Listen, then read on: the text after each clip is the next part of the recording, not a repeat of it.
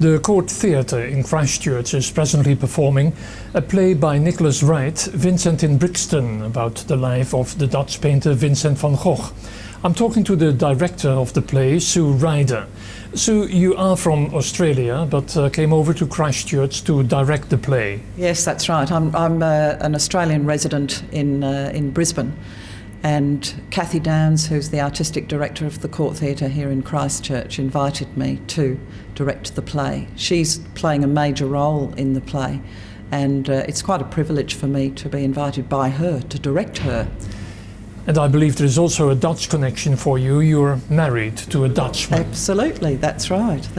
Well, we won't go into the details, but it must have given you a little bit of an insight into this play about the Dutch painter. Yes, I've actually always been fascinated by Van Gogh. Since I was a child, I loved his paintings. My parents had a book of his paintings and I used to leaf through them. So when this play came up, not only the Dutch connection through my husband's family, but also my own interest in Vincent van Gogh was something which made me say yes immediately to directing the play.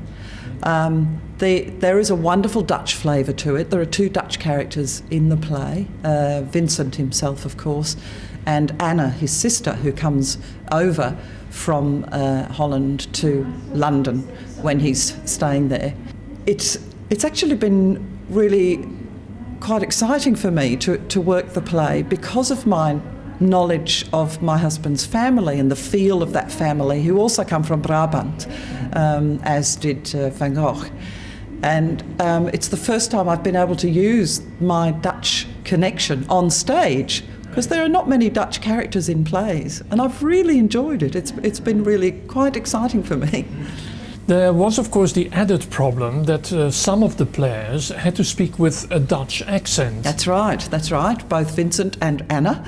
So they've been enormously supported by the Dutch community, members of the Dutch community in Christchurch here. And some people have spent quite a lot of time working with them to get their accents right. And they've done, I think, a really, really good job.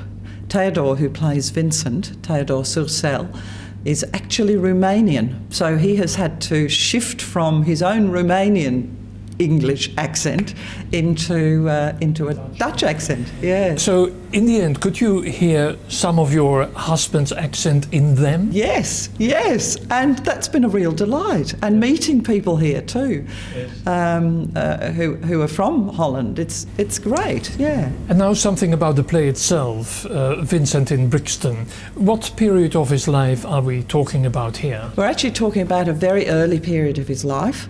He had gone as a young man. In the play he's about 21, 22, and he had gone from his home in Brabant to work for a short while in Amsterdam with his uncle, who had a company of art dealers.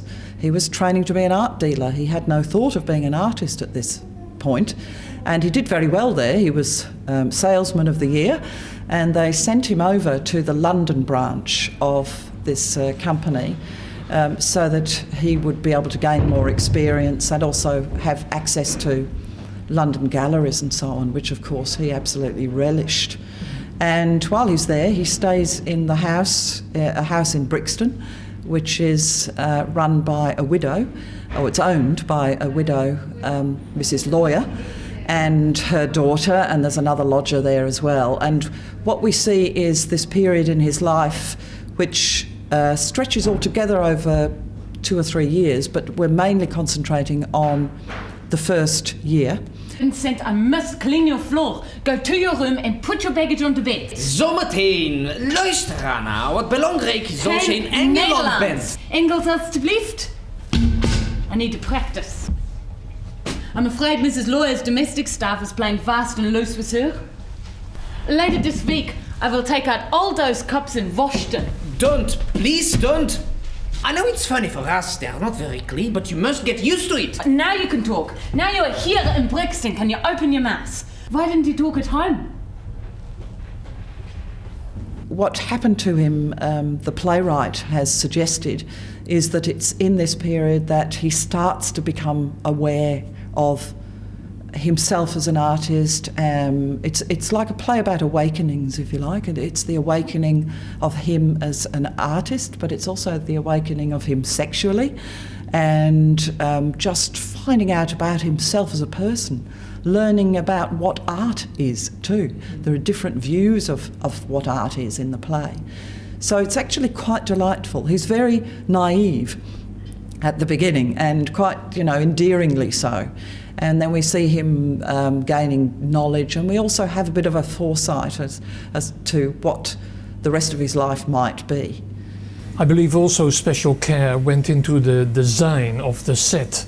I believe it's loosely based on the artwork of Vincent van Gogh. Yeah. Okay. Because of the theme of this play being like a play of awakenings or foreshadowings of what is to come, and the fact that it's about an artist, the set and the design have reflected this, and we've explored making the set with virtually no colour in it. It's a bit like a drawing that needs to be coloured in later. And surrounding Van Gogh, the young Van Gogh in the play, are colours in people's costumes, colours that he has used in his paintings. So that what we're saying is that at this particular point in his life, he hasn't brought all of that together yet. He's surrounded by certain colours. There's the sort of the texture. There are textures, but not much colour in the actual set. And of course, in his life, he's going to bring these together. So it's been quite exciting to work on it from a design point of view as well.